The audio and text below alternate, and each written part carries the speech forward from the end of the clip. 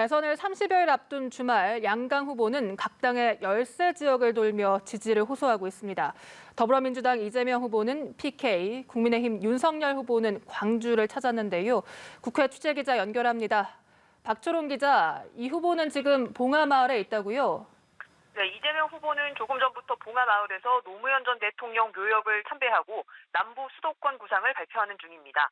수도권과 춘청, 강원을 묶는 중부권, 그리고 영호남과 제주를 묶는 남부권을 각각 초광역 단일 경제권으로 만들겠다는 구상입니다.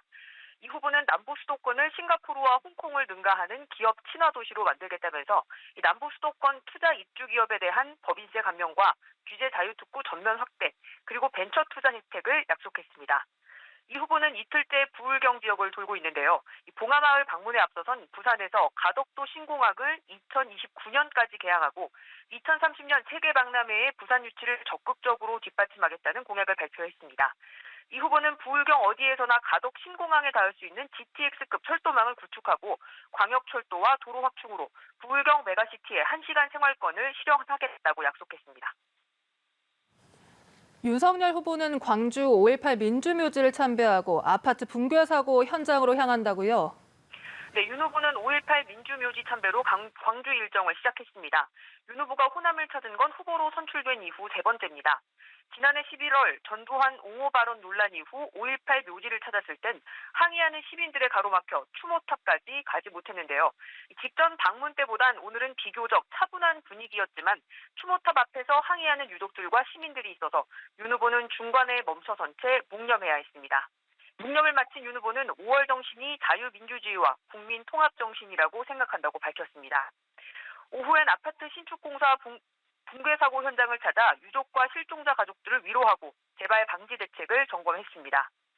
이런 가운데 국민의힘 내부에선 야권 단일화를 놓고 파열음이 나오고 있습니다.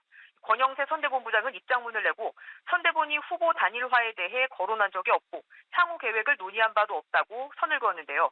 초박빙 대선에서 승리하려면 안철수 후보와 단일화를 해야 되고 단일화에 때가 됐다는 원희룡 정책본부장의 언론 인터뷰를 정면 반박한 겁니다. 안철수 후보는 오늘 MBN 인터뷰에서 대선 레이스 완주가 목표가 아니라 당선이 목표라면서 후보 단일화는 없다는 입장을 재확인했습니다. 네, 안철수 심상정 후보의 행보도 전해주시죠. 네, 안철수 후보는 조금 전부터 한국 외식업 중앙회를 찾아서 코로나 피해 자영업 총연대와 만나는 중입니다. 사회적 거리 두기로 소상공인들이 겪는 고충을 듣고 방역체계 전환을 촉구할 예정입니다. SNS를 통해선 후보들에게 연금 개혁 끝장 토론을 제안하면서 다음 세대가 국민연금을 안정적으로 받을 가능성이 없다는 걸 알면서도 입 다물고 있는 정치가는 비겁하다고 했습니다.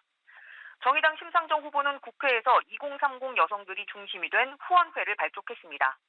심 후보는 여성과 약자들에 대한 차별, 혐오를 정치적 동력으로 삼는 섬뜩한 선동정치가 등장하고 있다면서 2030 여성들의 존재가 이번 대선에서 지워지지 않도록 하겠다고 강조했습니다.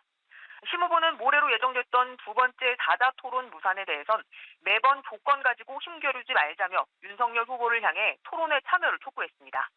지금까지 연합뉴스TV 박초롱입니다.